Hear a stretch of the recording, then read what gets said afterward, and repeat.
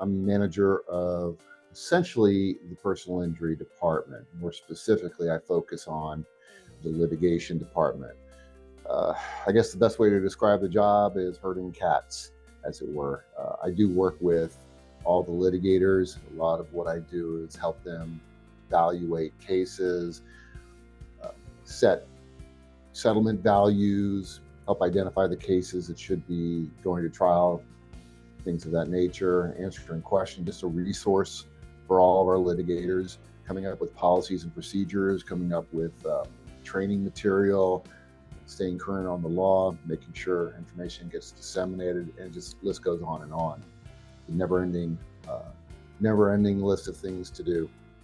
We are certainly a larger firm. We're one of the nation's largest firms. But I think what differentiates us between other large firms is we do have that small firm mentality. Clients are not numbers, they're people, and we insist that people look on it.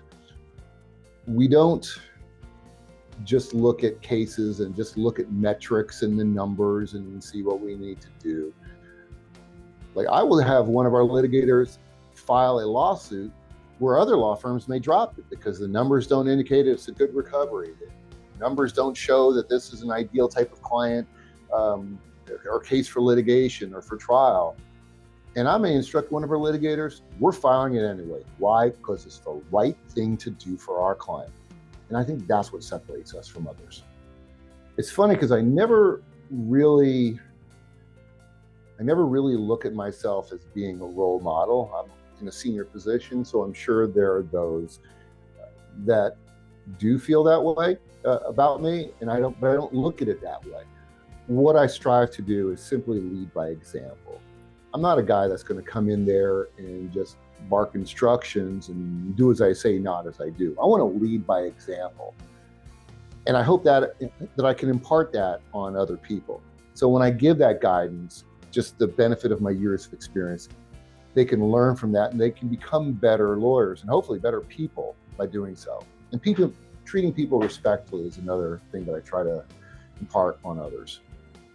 When a client asks the question, what's my case worth? What's the value of my case? That is inherently absolutely one of the most difficult questions to answer early on in a case because we don't know yet.